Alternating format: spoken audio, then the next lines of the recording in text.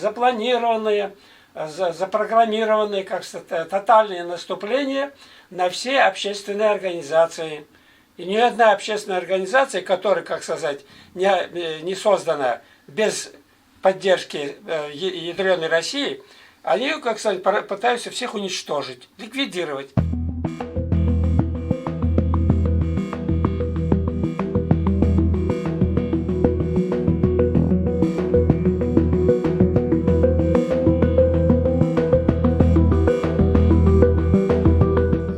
Что у вас уже вот это не первое административное наказание, да?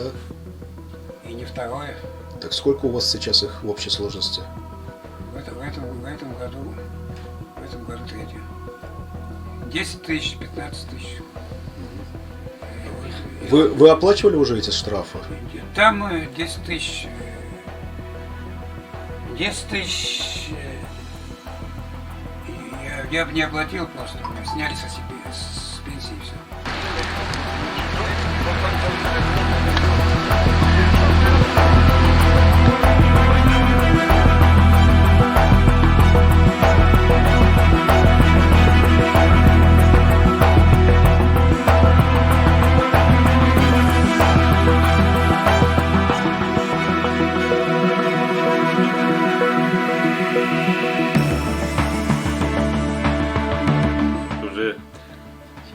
Тоже издевательство высшей степени, когда нет у человека никакой вины, его взять и арестовать. Такое право еще никому не дает ни Конституция Татарстана, ни Конституция Российской Федерации.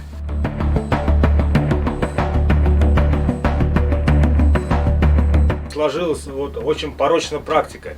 На самом деле это не единственное же дело, а постоянно привлекает общественных активистов сейчас и никак не обосновывает общественную опасность вот, и тех деяний, которые им вменяют. А это обязательное условие привлечения к ответственности согласно позиции Конституционного суда, которую он высказывал не раз, ни в одном постановлении, ни по делу Дадина.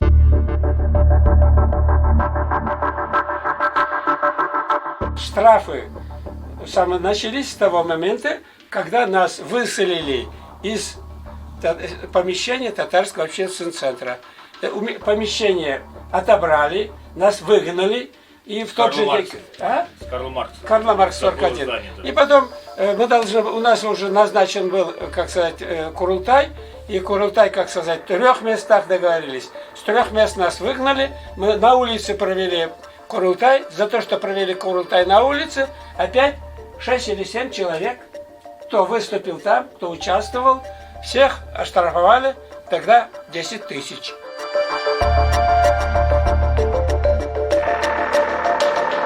Мне дали 2 предостережения о недопустимости экстремистской деятельности только за то, что я в Фейсбуке выложил приглашение на проведение митинга Хатыркана.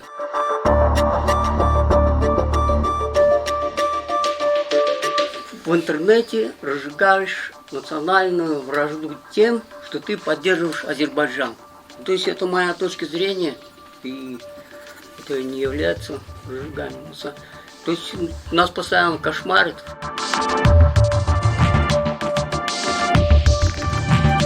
Это для федерального центра адресуется. А у нас тут не все спокойно, а у нас тут не все хорошо. Вот тут чаша весов с одной стороны, а мы боремся, и смотрите, а у нас это есть. Пугалка, страшилка, возможно.